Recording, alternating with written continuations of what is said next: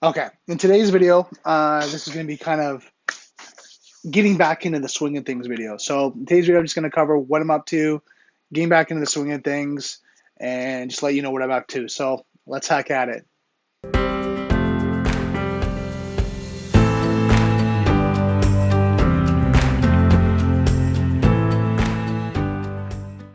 Okay, so this is going to be a little bit of an interesting video. This is actually my fourth take on this video, just because I feel like there's a lot going on. And I want to rant. I want to get a lot of things out, but I'm going to keep this clean and concise just because I know your time is valuable. So first and foremost, I was sick for a week. I wasn't able to do a video just because my throat was bothering me, sinuses, nose, but I still was able to study Python programming. I was reading as much as possible. I wasn't retaining a lot of information, but just trying to touch it as much as I can just to keep going. And strings, functions, variables, things like that. And I'm learning. It's just taking longer than I would like. So it's like, I just wish I could learn it faster, right? But it's just doing it. It's doing it, doing it, doing it, right? And that's kind of the way I learn. What else? Uh, Kali Linux. So studying Kali Linux, running into some challenges. I mean, the books that I'm reading, the book that I'm reading, the penetration testing one, great resource, great book. The only problem is just the Windows, the labs that they're asking to do are a little outdated. So, for example, you need Windows XP and Windows 2007. I'm having a hard time finding a copy of those. I haven't went to torrent sites as I'm trying to stay away from those just because sometimes you get malware and viruses with them and so forth. So I went to Microsoft and looked at if I could get, just a trial version. And because they're Windows XP, I haven't seen Windows 7 either, but Windows XP for sure. It's been expired, so I haven't been able to find it. So just running into a problem there. What else? Oh, Airmon, Air Gap, Airmon, and Air Crack. Two tools to do wireless Wi-Fi pen testing.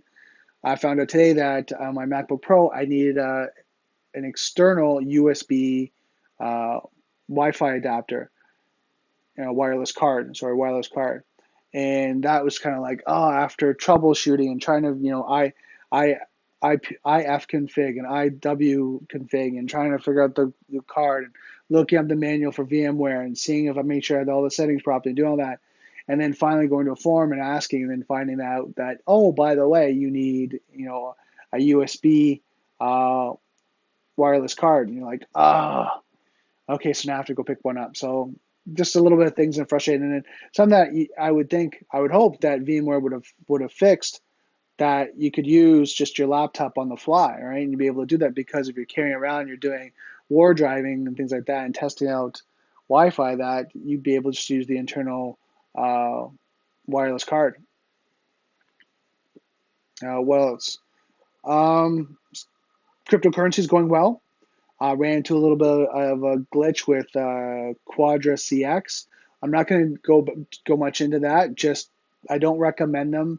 I ran into problems, and I heard not bad things about them, but my experience just wasn't good, and then the support didn't really kind of help me out to get going because I wanted to invest and all that, but they didn't help me, and they actually were very short. So it was just one of those things for me. It was just like I want to work with a company that is Canadian. It's really truly Canadian in all sense of the terms, that they're and they're good. They provide great service, great value.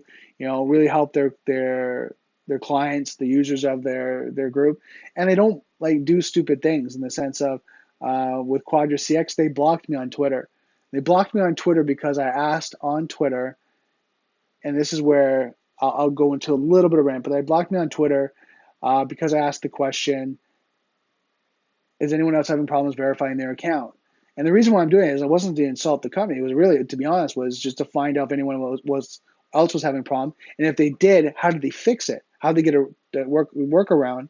Did they have to re-verify? Did they have to submit whatever? How they do that so they can get their account verified? Because I know people are using it, so how do they do it? That was my real question. It wasn't to insult the company, and anyone that is in IT understands that, I'm sure. So, and then they blocked me on Twitter, which this is what my rant is. Guys, you can't really block someone on Twitter when you have a public facing Twitter account. This is just crazy. Because what happens is, and you know this, I log out of my account, I go to their Twitter feed, I can see all their tweets. All right. I can see all the people that are responding. I can see all that. I can create another account with another email address and go see all their followers and all that. Like I can do all that. Do I want to do that? No, I'm not going to do that. But you can. So you're not truly blocking me. And this is something that people don't know, that don't really truly understand social media, is that you don't truly block someone. Right? You start to create this conflict, which doesn't need to be there.